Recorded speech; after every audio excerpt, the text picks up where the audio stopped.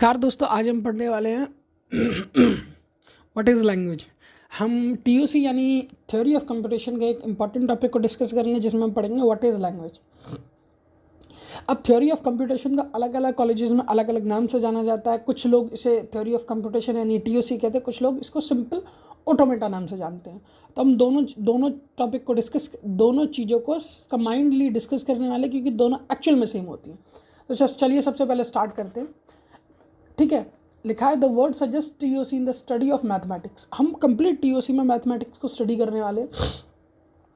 देखिए जनरली होता क्या, जब आप किसी भी सब्जेक्ट, जैसे मान लीजिए आप इंजीनियरिंग करते हैं मैकेनिकल से, तो आप मशीन्स के बारे में पढ़ते हैं, सिविल से पढ़ते हैं तो आप कंस्ट्रक्शन के बारे में पढ़ते हैं। वैसे ही अगर आप कंप्यूटर से स्टडी करते हैं तो आप मैथमेटिकल मॉडल को पढ़ते हैं, बट इसको हम पढ़ते हैं थ्योरी में।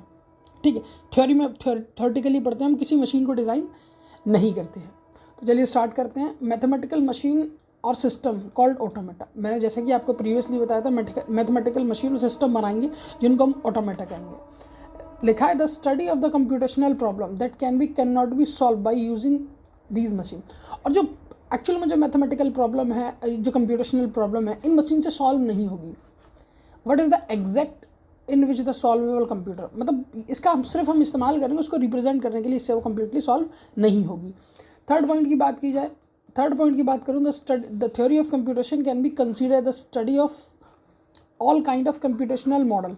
ये एक थ्योरी ऑफ कंप्यूटेशनल एक स्टडी है जिसमें हर तरह के हम कंप्यूटर मॉडल को स्टडी करेंगे। Computer field science also consider the how identify the problem solve but not depth. मतलब ये मैथमेटिकल मॉडल जो रिप्रेजेंट करेंगे वो किस तरीके से प्रॉब्लम को सॉल्व किया जाता है, बट डेप्थ में हम इसको नहीं पढ़ेंगे। और डेप्थ में ये क्योंकि हम इस पूरे सब्जेक्ट को सिर्फ थ्योरेटिकली पढ़ने वाले हैं, तो इसके डेप्थ तक ये चीज़ें नहीं जाएंगी। चलिए स्टार्ट करते हैं। ठीक है, अब बात करते हैं सोल्यूशन की। तो हमें इन सारी चीज़ों को समझने के लिए हमें एक लैंग्वेज का रिक्वायरमेंट होता है। ठीक है, अब लैंग्वेज में अलग अलग तरीके की चीज़ें होती हैं। और फॉर एन एग्जाम्पल की बात कीजिए, जैसे कि आप अगर किसी से बात करते हैं, ठीक है, जैसे ह्यूमन टू ह्यूमन इंटरेक्शन होता है, ह्यूमन इंटरेक्शन होता है, तो ह्यूमन उसको इजीली समझ सकते हैं। बट अगर कोई थर्ड पर्सन है तो फर्स्ट पर्सन और सेकंड पर्सन में क्या ह्यूमनली इंटरेक्शन हो रहा है, इसको इजीली अंडरस्टैंड नहीं किया जा सकता है। इसीलिए बट ये आप इजीली कर सकते हैं। मशीन और कंप्यूटर के बीच की जो अंडरस्टैंडिंग होती है, ये जो बात होती है, जिस लैंग्वेज का यूज़ करते हैं वो इजीली समझा जा सकता है। अब मैं रेफरेंस में सिर्फ कंप्यूटर मॉडल की बात नहीं कर रहा हूँ, अब मैं हर एक मशीन की बात कर रहा हूँ। एग्जाम्पल के तौर पर आप अब स्विच ऑन ऑफ करके फ़ैन को स्टार्ट करते तो फ़ैन किस तरीके से दो ही लैंग्वेज को दो ही तरीके से अंडरस्टैंड करेगा, या तो ऑन होगा या ऑफ होगा। उसी तरीके से हम इस लैंग्वेज को समझेंगे ताकि इजीली इस पर काम किया जा सके और हम मैथमेटिकल मॉडल डिज़ाइन कर सके। अब चलिए स्टार्ट करते हैं। लिखा है we need language for communication with the machine. हमको एक लैंग्वेज चाहिए जिसका इस्तेमाल करके हम मशीन के साथ कम्युनिकेशन कर सकते हैं। But we do not required natural language to communicate the machine. हमें कोई नेचुरल लैंग्वेज नहीं चाहिए, हमें नेचुरल लैंग्वेज का रिक्वायरमेंट भी नहीं जो मशीन के साथ बात कर सके। As a natural language are very complex, the machine interaction required very fewer complex language compare to the natural language. हमें ऐसी एक लैंग्वेज चाहिए जो नेचुरल लैंग्वेज ना हो, क्योंकि नेचुरल लैंग्वेज काफ़ी ज़्यादा कॉम्प्लेक्स होती है और ऐसी कॉम्प्लेक्स लैंग्वेज का हमें यूज़ नहीं करा। हमें सिर्फ एक फ्यूअर कॉम्प्लेक्स लैंग्वेज चाहिए जो थोड़ी बहुत कॉम्प्लेक्स हो, जिसका इस्तेमाल करके हम कंप्यूटर से ईजिली बात कर सकें, या जो हम मशीन डिज़ाइन कर रहे हैं उससे इजीली बात कर सकें, ताकि हम उसको वो इनपुट दे सकें जिस इनपुट के अकॉर्डिंग सूटेबल आउटपुट आ सकता है। बात करते हैं language can not be two types, formal and informal. Here this subject will be only a formal language. अब लैंग्वेज लिटरली दो तरह की होती है, फॉर्मल एंड इनफॉर्मल, बट इस सब्जेक्ट में हम जो डिस्कस करेंगे वो ओनली फॉर्मल लैंग्वेज के बारे में डिस्कस करेंगे। The dictionary define the term of informally as a system suitable for expansion certain criteria, certain idea, fact, concept including a set of symbol and manipulation। अब ये समझिए कि हमें सिर्फ जो डिक्शनरी डिफाइन करती है नॉर्मली सूटेबल एक्सप्रेशन, हम उसी के अकॉर्डिंग इसको डिस्कस करेंगे। आप इसको ऐसे समझ सकते हैं, किसी भी तरह की हम एम्बिग्यूटी नहीं इसमें इस्तेमाल कर सकते। हमें जो फॉर्मल लैंग्वेज चाहिए वो इस तरह की फॉर्मल लैंग्वेज होनी चाहिए जिसमें किसी भी तरह की कोई एम्बिग्यूटी नहीं होनी चाहिए। एम्बिग्यूटी का मतलब दो ऐसे सिम्बल्स या दो ऐसी चीज़ें नहीं होनी चाहिए जिनका मतलब सेम होता है बट समझने के बाद मतलब अलग होता है। तो ऐसी चीज़ों को हम यहाँ कंसिडर नहीं करने वाले हैं। चलिए स्टार्ट करते हैं।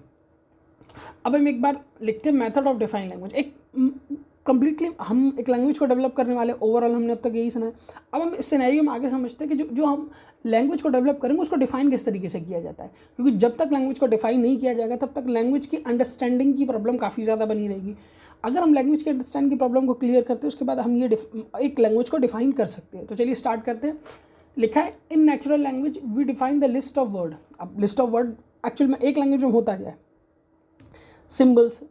सिंबल्स अलग अलग तरह के अल्फ़ाबेट्स, तो वो सारा जो एक डिक्शनरी में ऑलरेडी डिफाइन होता है, ठीक है। Because are finite and predefined word but we can not list all the sentence which can be formed using these word और इनफाइनाइट, ठीक है। Because so we have mechanism called grammar rules we can decide the sentence valid or non invalid, ठीक है। सबसे पहले हम बात करते हैं अल्फ़ाबेट के। Alphabet are the basic building block. अब किसी भी लैंग्वेज के लिए alphabet basically basic building block होते हैं, ठीक है, जो उस लैंग्वेज को बनाने का काम करते हैं। अब लिखा है विच कैन बी कैरेक्टर टोकन। अब यह सिंबल लेंगे, उस सिंबल में हम किसी भी चीज़ का इस्तेमाल कर सकते हैं। अब ज़रूरी नहीं है कि यहाँ जो सिंबल्स होंगे उनको किसी नाउन से प्रोनाउंस कीजिए, हम किसी भी चीज़ को ले सकते हैं। एग्जांपल के तौर पे आप शीप को ले सकते हैं, ठीक है, सन के एग्जांपल ले सकते हैं, वाइट फ्लैग का ले सकते हैं, स्टार का ले सकते हैं, प्लस का ले सकते हैं,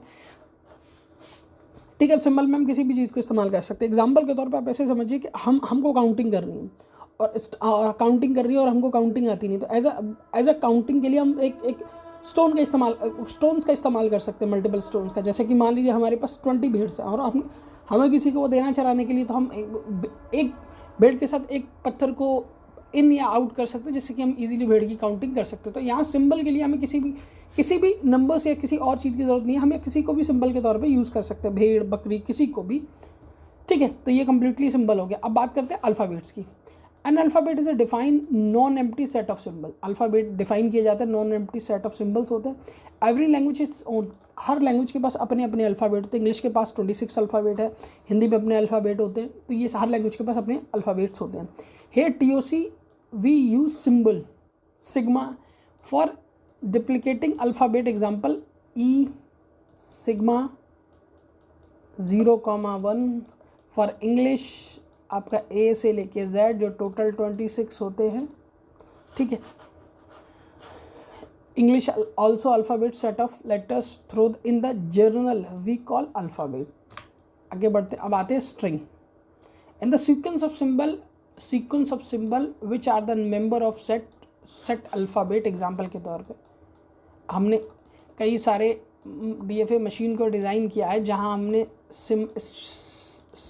स्ट्रिंग ऑफ सिंबल डिज़ाइन किया है, वहाँ से आप इजीली समझ सकते हैं। वो यही बताने की कोशिश कर रहा है। बात की जाए लैंग्वेज की, लिखा है a language is defined as a set of string in natural language, set of word predefine और grammar. We are applying the model of form word of to sentence. वही लैंग्वेज कम्प्लीटली इन तीनों चीज़ों के combination से, किसके combination से, symbol, alphabet, next string, इन सब चीज़ों के कॉम्बिनेशन से कम्प्लीटली लैंग्वेज हम डेवलप कर लेते हैं, जिसका इस्तेमाल हम मशीन के एक्सेप्टेंस में करते हैं। लिखा है in the next level we consider the program as a string and programming construct like token, float, letters and symbols, ठीक है। आई थिंक ये कम्प्लीटली हम फॉर्मल एक TOC को मशीन्स के बारे में और किस तरह की लैंग्वेज उनको अंडरस्टैंड कराई जा सकती है, इन सारी चीज़ों को कम्प्लीटली डिस्कस कर चुके हैं। वीडियो अगर आपको अच्छा लगा तो चैनल को लाइक शेयर सब्सक्राइब ज़रूर कीजिएगा, क्योंकि एक वीडियो का कंटेंट डिफाइन करने में काफ़ी ज़्यादा एफर्ट लगते हैं, ठीक है। बाकी अगर आपका कोई भी फ्रेंड यूनिवर्सिटी लेवल के एग्ज़ाम की यूनिवर्सिटी सेमेस्टर एग्ज़ाम की प्रिपरेशन कर रहा है या नेट गेट की प्रिपरेशन कर रहा है, तो ये वीडियो का लिंक आप उसको भेज सकते हैं। Thank you for watching my video.